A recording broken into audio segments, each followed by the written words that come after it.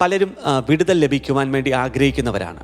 ബന്ധനങ്ങളിൽ നിന്ന് ഒരു മോചനം നമ്മളെല്ലാവരും കൊതിക്കുന്നവരാണ്. ദുഷ്ട അരൂപികളുടെ പീഡനത്തിൽ നിന്ന്, ആക്രമണത്തിൽ നിന്നൊരു മോചനം, അതിനുവേണ്ടി നമ്മൾ ഒത്തിരി ആഗ്രഹിക്കുകയും പ്രാർത്ഥിക്കുകയൊക്കെ ചെയ്യുന്നവരാണ്. കുടുംബശാപങ്ങൾ വിട്ടുമാറണം, രോഗങ്ങൾ മാറണം, സമാധാനം വേണം, ആത്മീയ വാതിലുകൾ തുറന്നു വരണം എന്നൊക്കെ നമ്മൾ ആഗ്രഹിക്കുകയും കൊതിക്കുകയും പ്രാർത്ഥിക്കുകയൊക്കെ ചെയ്യുന്നവരാണ്. ഇതൊന്നും നമ്മളുടെ ശക്തിയാലോ നമ്മുടെ ബലത്താലോ സാധ്യമാവില്ല എന്നും നമുക്ക് തീർച്ചയായിട്ടും അറിയാം. എന്നാൽ നമ്മൾ ആരാധിക്കുന്ന ദൈവത്താൽ സകലതും സാധ്യമാകും. അത് നമുക്ക് സാധ്യമാക്കി തരുവാൻ വേണ്ടിയാണ് സ്വന്തം പുത്രനായ യേശുക്രിസ്തുവിനെ കാൽവരി കുരിശിൽ പിതാവായ ദൈവം ബലി കഴിച്ചത്. അപ്പോൾ കാൽവരി കുരിശിൽ നിന്ന് നമ്മുടെ കർത്താവായ യേശുക്രിസ്തുവിൻ്റെ പൂർത്തീകരണ പ്രവൃത്തി നമുക്ക് നേടിത്തന്ന ബെനിഫിറ്റുകൾ നമ്മുടെ ജീവിതത്തിൽ ആക്ടിവേറ്റ് ചെയ്യണമെങ്കിൽ പിതാവായ ദൈവം നമ്മിൽ നിന്ന് പ്രതീക്ഷിക്കുന്ന ഏക കാര്യമെന്ന് പറയുന്നത് മാനസാന്തരം എന്ന് പറയുന്ന കാര്യമാണ്. ഇനി അപ്പസ്തോല പ്രവർത്തികൾ അതിൻ്റെ 3-ാം അധ്യായത്തിൻ്റെ 19-ാമത്തെ വാക്യത്തിൽ വചനം പറയുന്നു, നിങ്ങളുടെ പാപങ്ങൾ മാഞ്ഞു പോകേണ്ടതിന് മാനസാന്തരപ്പെട്ട് തിരിഞ്ഞുകൊള്ളുവിൻ, അപ്പോൾ കർത്താവിൻ്റെ സന്നിധിയിൽ നിന്ന് ആശ്വാസകാലങ്ങൾ വരും. അപ്പോൾ ഇവിടുത്തെ ക്രമം ഒന്ന് ശ്രദ്ധിച്ച് നോക്കിക്കേ. ആദ്യം മാനസാന്തരം, പിന്നെ തിരിഞ്ഞു വരിക, അതിനുശേഷം പാപങ്ങൾ മാഞ്ഞു പോകുന്നു, പിന്നെ കർത്താവിൻ്റെ സന്നിധിയിൽ നിന്ന് നമുക്ക് ആശ്വാസകാലം വരുന്നു. ഇവരെ ഇന്ന് പലരും ആശ്വാസകാലങ്ങൾ ആഗ്രഹിക്കുന്നവരാണ്. പക്ഷേ മാനസാന്തരത്തിൻ്റെ ആഴങ്ങളിലേക്ക് പോകുവാൻ പലപ്പോഴും നമ്മൾ തയ്യാറല്ല. പലരും വിടുതൽ ആഗ്രഹിക്കുന്നവരാണ്. പക്ഷെ ദൈവം ചൂണ്ടിക്കാണിക്കുന്ന പാപത്തെ വിട്ടുകളയാൻ പലരും തയ്യാറല്ല. പലർക്കും അനുഗ്രഹം ആഗ്രഹിക്കുന്നവരാണ്. പക്ഷേ ദൈവം ആവശ്യപ്പെടുന്ന ഒരു തിരിച്ചുവരവ് നമ്മൾ പലപ്പോഴും വൈകിക്കുന്നു. ഇന്ന് പരിശുദ്ധാത്മാവ് നമ്മളോട് പറയുന്ന ഇതാണ്: കരച്ചിൽ മാത്രം പോരാ, പ്രാർത്ഥനയിൽ വീഴുന്നത് മാത്രം പോരാ, നമ്മുടെ ഹൃദയം ഒന്ന് തിരിയണം, നമ്മൾ വഴി ഒന്ന് മാറി സഞ്ചരിക്കണം, നമ്മുടെ എഗ്രിമെൻറ്റുകളൊക്കെ ഒന്ന് മാറണം, പാപത്തോട് ഒരു വേർപിരിയൽ സംഭവിക്കണം. അപ്പം മാനസാന്തരം എന്ന് പറയുന്നത് ഒരു കുറ്റബോധം മാത്രമല്ല, അത് ദിശാമാറ്റമാണ്. പലരും കുറ്റബോധത്തെ മാനസാന്തരമെന്ന് തെറ്റിദ്ധരിക്കാറുണ്ട്. കുറ്റബോധമെന്ന് പറഞ്ഞാൽ ഞാൻ തെറ്റ് ചെയ്തു എന്ന ബോധ്യമാണ്.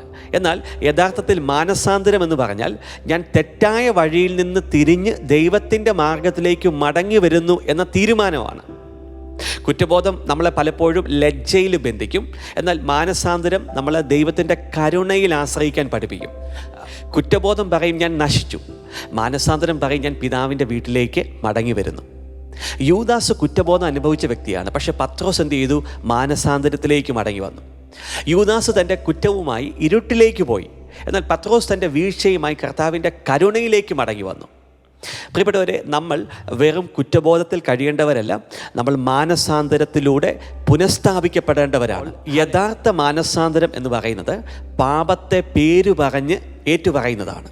ഇപ്പോൾ സുഭാഷിതങ്ങൾ അതിൻ്റെ 28-ാം അധ്യായത്തിൻ്റെ 13-ാം വാക്യത്തിൽ വചനം പറയുന്നു, തൻ്റെ ലംഘനങ്ങളെ മറയ്ക്കുന്നവൻ വിജയിക്കുകയില്ല, എന്നാൽ അവയെ ഏറ്റുപറഞ്ഞ് ഉപേക്ഷിക്കുന്നവന് കരുണ ലഭിക്കും.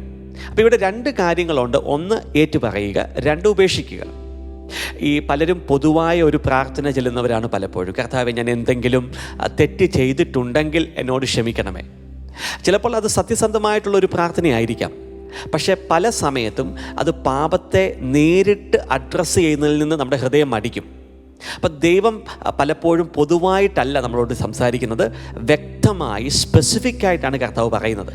ഈ അഹങ്കാരത്തിൽ നിന്ന് വിട്ടൊഴിഞ്ഞു നിൽക്കുക, ഈ ക്ഷമിക്കാത്ത മനസ്സ് നീ വിട്ടുകൊടുക്കുക, ഈ ദുഷ്ടവസ്തു വീട്ടിൽ നിന്ന് നീക്കിക്കളയുക, തെറ്റായ വരുമാനത്തെ തിരികെ കൊടുക്കുക, തെറ്റായ ബന്ധങ്ങളിൽ നിന്ന് പുറത്തു വരിക എന്നൊക്കെ സ്പെസിഫിക്കായിട്ടാണ് പലപ്പോഴും ദൈവം നമ്മളോട് സംസാരിക്കുന്നത്. അപ്പം യഥാർത്ഥ മാനസാന്തരം പാപത്തെ മറച്ചു വെക്കുന്നില്ല, അത് പാപത്തെ ഏറ്റുപറഞ്ഞ് അത് വെളിപ്പെടുത്തി അത് കർത്താവിൽ നിന്നൊരു നീതി പ്രാപിക്കാൻ, കരുണ പ്രാപിക്കാൻ എപ്പോഴും ശ്രമിച്ചുകൊണ്ടേയിരിക്കും. അപ്പം മാനസാന്തരം എന്ന് പറയുന്നത് പാപത്തോടുള്ള എഗ്രിമെൻറ്റുകളെ ക്യാൻസൽ ചെയ്യുന്നതാണ്. നമ്മൾ പറയണം, ഇതെൻ്റെ ഐഡൻറ്റിറ്റി അല്ല, ഇതെൻ്റെ ജീവിതത്തിൻ്റെ ഭാഗമല്ല, ഇതെൻ്റെ ദൈവത്തിന് ഇഷ്ടമുള്ള കാര്യമല്ല, ഇതെൻ്റെ വീട്ടിൽ കണ്ടിന്യൂ ചെയ്യാൻ സാധിക്കില്ല, ഇതെൻ്റെ ശരീരത്തിൽ ഭരണം നടത്താൻ ഞാൻ ഇനിമേൽ അനുവദിക്കുകയില്ല, ഇതെൻ്റെ മനസ്സിലൊരു സിംഹാസനം പണിയുവാൻ ഞാൻ ഇനിമേൽ അനുവദിക്കത്തില്ല. അപ്പം യഥാർത്ഥ മാനസാന്തരം വെറുതെ ക്ഷമ ചോദിക്കുന്നതിലല്ല, അത് ഉള്ളിൽ പാപത്തിന് നൽകിയിരിക്കുന്ന സിംഹാസനത്തെ നമ്മൾ ഡീത്രോൺ ചെയ്യുന്നതാണ്, മറച്ചിടുന്നതാണ്. അപ്പം ദൈവീക ദുഃഖവും ലോകത്തിൻ്റെ ദുഃഖവും തമ്മിൽ വലിയ വ്യത്യാസമുണ്ട്. സെക്കൻഡ് കോറിന്ത്യൻസ് അതിൻ്റെ 7-ാം അധ്യായത്തിൻ്റെ 10-ാം വാക്യത്തിൽ അപ്പോസ്തലൻ പൗലോസ് പറയുന്നു, ദൈവഹിതപ്രകാരമുള്ള ദുഃഖം മാനസാന്തരത്തിലേക്ക് നയിക്കുന്നു. ലോകപ്രകാരമുള്ള ദുഃഖം എന്താണ്? അത് നമ്മളെ മരണത്തിലേക്ക് നയിക്കുന്നു. അപ്പം ലോകത്തിൻ്റെ ദുഃഖം എന്താണ്? ഞാൻ പിടിക്കപ്പെട്ടു, അല്ലെങ്കിൽ എൻ്റെ പേര് പോയി, എനിക്കൊരു നഷ്ടം വന്നു, മറ്റുള്ളവർ അറിഞ്ഞല്ലോ, ഇനി ഞാൻ എന്ത് ചെയ്യും, ഇങ്ങനെയൊക്കെയുള്ള ചിന്തകളാണ് ലോകപ്രകാരമുള്ളൊരു ദുഃഖം. എന്നാൽ ദൈവീക ദുഃഖം എന്ന് പറഞ്ഞാൽ, ഞാൻ എൻ്റെ കർത്താവിനെ ദുഃഖിപ്പിച്ചല്ലോ, ഞാൻ എൻ്റെ പരിശുദ്ധാത്മാവിനെ വേദനിപ്പിച്ചല്ലോ, ഞാൻ ദൈവസ്നേഹത്തെ ലഘുവായി കണ്ടല്ലോ, ഞാൻ ക്രൂശിലെ യേശുവിൻ്റെ രക്തത്തെ വില കുറച്ച് കണ്ടല്ലോ, ഞാൻ ദൈവത്തിൻ്റെ വിശുദ്ധിക്ക് വിരുദ്ധമായി നടന്നുവല്ലോ. ഈ രണ്ട് കൂട്ടരും കരയും, പക്ഷെ കരച്ചിലിൻ്റെ ഉറവിടം വ്യത്യാസമാണ്. ഒരാൾ ഫലത്തെക്കുറിച്ച് കരയും, മറ്റൊരാൾ ദൈവത്തിൻ്റെ ഹൃദയം വേദനിപ്പിച്ചതിനെ പ്രതി കരയും. മാനസാന്തരത്തിന് യോജിച്ച ഫലം പുറപ്പെടുവിക്കുവിൻ എന്ന് മത്തായിയുടെ സുവിശേഷം 3-ാം അധ്യായത്തിൻ്റെ 8-ാം വാക്യത്തിൽ സ്നാപകയോഹന്നാൻ വിളിച്ചു പറഞ്ഞ് നമുക്ക് കാണാൻ സാധിക്കും, അല്ലേ? അപ്പം മാനസാന്തരത്തിന് യോജിച്ച ഫലം ക്രിസ്തീയ ജീവിതത്തിൽ നമ്മൾ പുറപ്പെടുവിക്കണം. അപ്പം നാവിൽ മാനസാന്തരം ഉണ്ട്, പക്ഷെ ജീവിതത്തിൽ ഒരു മാറ്റമില്ലെങ്കിൽ അത് അപൂർണമാണ്. കരച്ചിലുണ്ട്, മാനസാന്തരം ഉണ്ട് എന്നൊക്കെ നമ്മൾ പറയുന്നു, പക്ഷേ നമ്മൾ പഴയ വഴിയിൽ തന്നെയാണ് നടക്കുന്നതെങ്കിൽ അത് ദുർബലമായ ഒരു മാനസാന്തരമാണ്. പ്രാർത്ഥനയിൽ മാനസാന്തരമുണ്ട്, പക്ഷേ അനുസരണമില്ലെങ്കിലോ? ഈ ഫലം എന്താണ്? മുമ്പ് കള്ളം പറഞ്ഞവൻ ഇപ്പോൾ സത്യത്തിൽ നടക്കുന്നു, അതാണ് ഫലം. മുമ്പ് അശുദ്ധിയിൽ ജീവിച്ചവൻ ഇപ്പോൾ വിശുദ്ധിയെ തിരഞ്ഞെടുക്കുന്നു, അതാണ് ഫലം. മുമ്പ് ക്ഷമിക്കാൻ സാധിക്കാത്തവൻ ഇപ്പോൾ ക്ഷമിക്കാൻ സാധിക്കുന്നു, അതാണ് ഫലം. മുമ്പ് കോപത്താൽ പൊട്ടിത്തെറിച്ച വ്യക്തികൾ ഇന്ന് ആത്മനിയന്ത്രണത്തെ പ്രദർശിപ്പിക്കുന്നു, അതാണ് ഫലം. മുമ്പ് ദൈവത്തിൽ നിന്ന് ഓടി അകന്നവർ ദൈവസന്നിധിയിലേക്ക് തിരികെ വരുന്നു. രഹസ്യ പാപത്തെ മറച്ചു വെച്ചവർ വെളിച്ചത്തിൽ നടക്കാൻ തീരുമാനിക്കുന്നു. ഇതൊക്കെയാണ് ശരിക്കും ഫലമെന്ന് പറയുന്നത്. അപ്പം ദൈവത്തോടുള്ള അനുസരണം ആരംഭിക്കുമ്പോൾ മാത്രമേ വ്യക്തമായിട്ടൊരു ഫലം നമ്മുടെ ജീവിതത്തിൽ കാണാൻ സാധിക്കത്തുള്ളൂ. മത്തായിയുടെ സുവിശേഷം 12-ാം അധ്യായത്തിൽ യേശു കർത്താവ് പറഞ്ഞു, അശുദ്ധാത്മാവ് പുറപ്പെട്ടു പോയതിനു ശേഷം പഴയ വീട്ടിലേക്ക് മടങ്ങുവാൻ ശ്രമിക്കും. അപ്പോൾ വീട് ശൂന്യമായി കണ്ടാൽ അത് കൂടുതൽ ദുരാത്മാക്കളെ വിളിച്ച് കൂട്ടിക്കൊണ്ടുവരും എന്ന് കർത്താവ് തന്നെ പറയുന്നു. അപ്പം അതുകൊണ്ട് വിടുതലിന് ശേഷം മാനസാന്തരത്തിൻ്റെ ഒരു ജീവിത ശൈലി അനിവാര്യമാണ്. വിടുതൽ ഒരു മൊമെൻറ്റിൽ സംഭവിക്കുന്ന കാര്യമായിരിക്കാം, എന്നാൽ സ്വാതന്ത്ര്യം എന്ന് പറയുന്നത് ഒരു ജീവിത ശൈലിയാണ്. യഥാർത്ഥ മാനസാന്തരം മനുഷ്യരോട് മാത്രമല്ല, ദൈവത്തോടുള്ളതാണ്. ചില മനുഷ്യരുടെ മുമ്പിൽ ക്ഷമ ചോദിക്കാം, അത് നല്ലതാണ്. തെറ്റ് ചെയ്തവരോട് നമുക്ക് ക്ഷമ ചോദിക്കാം. എന്നാൽ മാനസാന്തരത്തിൻ്റെ ആഴം എന്ന് പറയുന്നത് ദൈവത്തെ കേന്ദ്രമാക്കിയുള്ളതാണ്. ദാവീദ് സങ്കീർത്തനം 51 പറഞ്ഞു, അങ്ങേക്ക് വിരോധമായി ഞാൻ പാപം ചെയ്തു.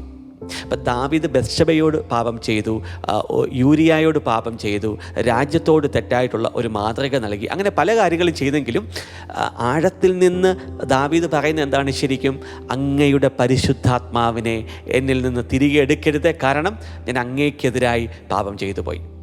ഈ ഒരു മനുഷ്യന് വരമുണ്ടാകാം, അല്ലെങ്കിൽ വിളികളുണ്ടാകാം, ശുശ്രൂഷയുണ്ടായേക്കാം, ആളുകൾ അവനെ ബഹുമാനിക്കുന്നുണ്ടാകാം, പക്ഷെ മാനസാന്തരമില്ലാത്ത ഹൃദയം അവസാനം അഭിഷേകത്തെ അപകടത്തിലാക്കും. സാവൂൾ രാജാവിനെക്കുറിച്ച് നമുക്കറിയാം, അഭിഷേകമുണ്ടായിരുന്നു, പക്ഷെ അവ തിരുത്താൻ തയ്യാറല്ല. പക്ഷെ ദാവീദിനെ ശ്രദ്ധിച്ചേ, ദാവീദിൻ്റെ ആകുലത എന്ന് പറയുന്നത് ദൈവസാന്നിധ്യം നഷ്ടപ്പെടുവോ എന്നുള്ളതാണ്. അങ്ങയുടെ പരിശുദ്ധാത്മാവിനെ എന്നിൽ നിന്ന് എടുത്തു കളയരുത്. പ്രിയപ്പെട്ടവരെ, ഇതാണ് യഥാർത്ഥ മാനസാന്തരത്തിൻ്റെ അടയാളം. പേരിനേക്കാൾ, പ്രശസ്തിയേക്കാൾ, ലോകം കാണും എന്ന ഭയത്തേക്കാളൊക്കെ ദൈവസാന്നിധ്യം നഷ്ടപ്പെടും എന്നുള്ള ഒരു ഉള്ളിലുള്ള ഒരു ആകുലത. ലൂക്കായുടെ സുവിശേഷം 15-ാം അധ്യായത്തിൽ ആ തെറ്റിപ്പോയ മകൻ തൻ്റെ പാപം തിരിച്ചറിഞ്ഞപ്പോൾ പിതാവിൻ്റെ സന്നിധിയിലേക്ക് മടങ്ങി വരുന്നു. പിതാവ് അവനെ അപമാനിച്ചോ, അടിച്ചോ, പുറത്താക്കിയോ, പുറത്തു നിർത്തിയോ? പിതാവ് ഓടി വന്ന് ചേർത്ത് പിടിച്ച് മോതിരം കൊടുത്ത് വസ്ത്രങ്ങൾ അണിയിപ്പിച്ച് മകൻ്റെ സ്ഥാനത്തിരുത്തുന്നു. ഇതാണ് പ്രിയപ്പെട്ടവരെ നമ്മൾ ആരാധിക്കുന്ന ദൈവത്തിൻ്റെ ഹൃദയം. നിങ്ങൾ മാനസാന്തരത്തോടെ മടങ്ങുമ്പോൾ ദൈവം നമ്മളെ നശിപ്പിക്കുവാൻ കാത്തിരിക്കുന്ന ഒരു കർത്താവല്ല, മറിച്ച് നമ്മളെ പുനഃസ്ഥാപിക്കുവാൻ, റീസ്റ്റോർ ചെയ്യുവാൻ ആഗ്രഹിക്കുന്ന ഒരു നല്ല പിതാവാണ് അബ്രഹത്തിൻ്റെയും ഇസ്ഹാക്കിൻ്റെയും യാക്കോബിൻ്റെയും ദൈവം, നമ്മൾ ആരാധിക്കുന്ന വിശുദ്ധ ബൈബിളിലെ ദൈവം. അപ്പം ദിവസേന ഹൃദയം പരിശോധിക്കുക, ദിവസേന നമ്മുടെ വാക്കുകളെ നമ്മൾ പരിശോധിക്കുക, ദിവസേന ചിന്തകളെ പരിശോധിക്കുക, ദിവസേന ബന്ധങ്ങളെ പരിശോധിക്കുക, ദിവസേന ദൈവസന്നിധിയിൽ പറയുക, കർത്താവേ, എന്നിൽ നിനക്ക് വിരുദ്ധമായ എന്തെങ്കിലും ഉണ്ടോ എന്ന് അനലൈസ് ചെയ്യുക. നമുക്കിപ്പോൾ നമ്മുടെ ഹൃദയത്തെ ഒന്ന് പരിശോധിക്കാം. എനിക്ക് വിടുതൽ വേണമെങ്കിലും ഞാൻ വിട്ടുകളയാൻ തയ്യാറാകാത്ത ഏതെങ്കിലും പാപമേഖലകളുണ്ടോ? എൻ്റെ മാനസാന്തരം അത് വെറും വാക്കുകളിൽ മാത്രമാണോ, അതോ അതിനകത്തൊരു ഫലത്തെ എനിക്ക് കാണാൻ സാധിക്കുന്നുണ്ടോ? ഞാൻ ദൈവത്തെക്കാൾ മനുഷ്യരുടെ മുമ്പിലെ പേരിനെയാണോ കൂടുതലായി ഭയപ്പെടുന്നത്? ഞാൻ രഹസ്യത്തിൽ ദൈവസന്നിധി നഷ്ടപ്പെടുത്തുന്ന ഒരു ജീവിതം നയിക്കുന്ന വ്യക്തിയാണോ? ഞാൻ ചില പാപങ്ങളോട് ഉള്ളിൽ ഒരു എഗ്രിമെൻ്റ് ഉണ്ടാക്കിയിട്ടുണ്ടോ? പ്രിയപ്പെട്ടവരെ, ഇന്ന് ദൈവം നമ്മളെ തകർക്കുവാനല്ല, മറിച്ച് നമ്മളെ പുനഃസ്ഥാപിക്കാൻ ആഗ്രഹിക്കുന്നു. ദൈവം നമ്മളെ അപമാനിക്കുവാനല്ല ആഗ്രഹിക്കുന്നത്, നമ്മളെ വിശുദ്ധീകരിക്കാൻ ആഗ്രഹിക്കുന്നു. ദൈവം നമ്മളെ ഉപേക്ഷിക്കുവാനല്ല ആഗ്രഹിക്കുന്നത്, നമ്മളെ പുനഃസ്ഥാപിക്കുവാൻ ആഗ്രഹിക്കുന്നു. ദൈവം നമ്മെ ശിക്ഷയുടെ ഭയത്തിലേക്കല്ല ഇൻവൈറ്റ് ചെയ്യുന്നത്, കരുണയുടെ സിംഹാസനത്തിലേക്കാണ് നമ്മളെ വിളിക്കുന്നത്. നമുക്കൊന്ന് ഒരുമിച്ച് പ്രാർത്ഥിക്കാം. അതിനു മുമ്പ് നസ്രത്ത് മിനിസ്ട്രീസിൻ്റെ 2026 കോൺഫറൻസുകളെക്കുറിച്ച് വേഗം ഒരു അപ്ഡേറ്റ് തരാൻ ആഗ്രഹിക്കുന്നു. ഈ വർഷത്തെ കോൺഫറൻസിൻ്റെ പേര് റീബിൽഡ് ആൻഡ് റൈസ് കോൺഫറൻസ് എന്നാണ്. 2 ദിവസങ്ങളിൽ 6 സെഷനുകളായിട്ടുള്ള ഡെലിവറൻസ് സെഷനുകളാണ് നമ്മൾ ലോകത്തിൻ്റെ വിവിധ രാജ്യങ്ങളിൽ ഈ വർഷം ചെയ്യുന്നത്. കേരളത്തിലെ മീറ്റിങ്ങുകൾ തിരുവല്ല, ട്രിവാൻഡ്രം, ചാലക്കുടി. മറ്റു മീറ്റിങ്ങുകൾ Australia, Ireland, London, Latvia, Philadelphia, Chicago, Houston, Dubai, Delhi, Mumbai, Bangalore, Chennai, Hyderabad എന്നീ സ്ഥലങ്ങളിലാണ് ഈ കോൺഫറൻസുകൾ നമ്മൾ ഈ വർഷം ചെയ്യുന്നത്. പാരമ്പര്യ ശാപങ്ങളിൽ നിന്നുള്ള വിടുതൽ ശുശ്രൂഷ, സാമ്പത്തിക ശാപങ്ങളിൽ നിന്നുള്ള വിടുതൽ, മന്ത്രവാദം, ആഭിചാരം തുടങ്ങിയ മേഖലയിൽ നിന്നുള്ള മോചനം, ആന്തരിക സൗഖ്യ ശുശ്രൂഷ, പൈശാചിക സ്വപ്നങ്ങളിൽ നിന്നുള്ള വിടുതൽ, ഓയിൽ അഭിഷേക പ്രാർത്ഥന, സർപ്പശക്തികളിൽ നിന്നുള്ള വിടുതൽ, അങ്ങനെ പല വിടുതൽ സംബന്ധമായിട്ടുള്ള വിഷയങ്ങളാണ് നമ്മൾ സംസാരിക്കുകയും ഡെലിവറൻസിൽ എടുക്കുകയും ചെയ്യാൻ ആഗ്രഹിക്കുന്നത്. രജിസ്ട്രേഷൻ ലിങ്ക് ഇപ്പോൾ നിങ്ങൾ വാച്ച് ചെയ്യുന്ന ഫേസ്ബുക്കിൻ്റെ, യൂട്യൂബിൻ്റെയും ഡിസ്ക്രിപ്ഷനിൽ കൊടുത്തിട്ടുണ്ട്. എൻക്വയറികൾക്ക് വേണ്ടി അഡ്മിനിസ്ട്രേറ്ററെ കോൺടാക്ട് ചെയ്യാം. അതോടൊപ്പം തന്നെ എല്ലാ ബുധനാഴ്ചകളിലും എല്ലാ ഞായറാഴ്ചകളിലും മലയാളത്തിലും ഇംഗ്ലീഷിലും നമുക്ക് ശുശ്രൂഷകളുണ്ട്. മിനിസ്ട്രിയുടെ വെബ്സൈറ്റിലും രജിസ്ട്രേഷൻ ലിങ്കുകളൊക്കെ അവൈലബിൾ ആണ്. നമുക്കൊന്ന് ഒരുമിച്ച് പ്രാർത്ഥിക്കാം. കർത്താവായ യേശുവേ, അങ്ങയുടെ സന്നിധിയിലേക്ക് ഞാനിപ്പോൾ സത്യസന്ധമായി കടന്നു വരുന്നു. എൻ്റെ ജീവിതത്തിൽ യഥാർത്ഥ മാനസാന്തരം ആവശ്യമുള്ള എല്ലാ മേഖലകളും പരിശുദ്ധാത്മാവെ അങ്ങിപ്പോൾ എനിക്ക് വെളിപ്പെടുത്തി നൽകണമേ. കർത്താവെ, ഞാൻ വെറും വിടുതൽ മാത്രം അന്വേഷിച്ചല്ല അങ്ങയുടെ സന്നിധിയിലേക്ക് വരുന്നത്. പാപത്തെ വിട്ടുകളയാതെ ജീവിച്ചിട്ടുണ്ടെങ്കിൽ എന്നോട് ക്ഷമിക്കണമേ എന്ന് ഞാൻ ഈ സമയത്ത് പ്രാർത്ഥിക്കുന്നു. ഞാൻ അങ്ങയുടെ ശബ്ദം കേട്ടിട്ടും അനുസരിക്കാതെ നടന്നിട്ടുണ്ടെങ്കിൽ എന്നോട് ഇന്ന് ഈ മിനിറ്റിൽ ക്ഷമിക്കണമേ. ഞാൻ രഹസ്യപാപം മറച്ചു വെച്ചിട്ടുണ്ടെങ്കിൽ എന്നോട് അങ്ങ് ക്ഷമിക്കണമേ. ഞാൻ എൻ്റെ പാപത്തെ ന്യായീകരിക്കുന്നില്ല, ഞാൻ എൻ്റെ തെറ്റുകളെ മറച്ചു വെക്കുന്നില്ല, ഞാൻ എൻ്റെ അവസ്ഥയെ മറ്റുള്ളവരുടെ മേൽ ചുമത്തുന്നില്ല. ഞാൻ അങ്ങയുടെ മുൻപിൽ ഇപ്പോൾ ഏറ്റുപറയുന്നു, കർത്താവെ, എനിക്ക് ശുദ്ധീകരണം വേണം, എനിക്ക് യഥാർത്ഥ മാനസാന്തരം വേണം. എൻ്റെ ഹൃദയത്തെ ഒന്ന് പുതുക്കണമേ. എന്നിലൊരു ശുദ്ധിയുള്ള ഹൃദയത്തെ അങ്ങ് സൃഷ്ടിക്കണമേ. എന്നിൽ സ്ഥിരമായ ആത്മാവിനെ പുതുക്കണമേ. അങ്ങയുടെ പരിശുദ്ധാത്മാവിനെ എന്നിൽ നിന്ന് എടുത്തു കളയരുത്. അങ്ങയുടെ രക്ഷയുടെ സന്തോഷം എനിക്ക് അനുഭവിക്കുവാൻ ഇടയാക്കണമേ. ഇന്ന് ഞാൻ യേശുവിൻ നാമത്തിൽ പ്രഖ്യാപിക്കുന്നു, ഞാൻ പാപത്തിൻ്റെ അടിമയായി തുടരുകയില്ല. ഞാൻ പഴയ വഴികളിലേക്ക് മടങ്ങുകയില്ല. ഞാൻ ദൈവത്തിൻ്റെ തിരുത്തലുകളെ നിരസിക്കുകയില്ല. ഞാൻ പരിശുദ്ധാത്മാവിൻ്റെ ശബ്ദത്തെ അവഗണിക്കുകയില്ല. ഞാൻ യേശുവിൻ്റെ രക്തത്താൽ ശുദ്ധീകരിക്കപ്പെട്ട് നടക്കുന്ന ഒരു ജീവിത ശൈലിയിലേക്ക് എന്നെ തന്നെ സമർപ്പിക്കുന്നു. കർത്താവ്, എൻ്റെ ജീവിതത്തിൽ യഥാർത്ഥത്തിൽ ഒരു വിടുതൽ ഇപ്പോൾ കടന്നു വരട്ടെ. എൻ്റെ ഹൃദയത്തിൽ യഥാർത്ഥത്തിൽ ഒരു മാറ്റം ഇപ്പോൾ സംഭവിക്കട്ടെ. എൻ്റെ ജീവിതത്തിൽ യഥാർത്ഥത്തിൽ ഒരു ശുദ്ധീകരണം, ഹല്ലേലൂയ, യേശുവിൻ്റെ നാമമഹത്വത്തിന് വേണ്ടി സംഭവിക്കട്ടെ. കർത്താവെ, സ്വർഗീയ പിതാവേ, എൻ്റെ പ്രാർത്ഥന കേട്ടതിനായിട്ട് നന്ദി പറയുന്നു. യേശുവിൻ നാമത്തിൽ തന്നെ, ആമേൻ.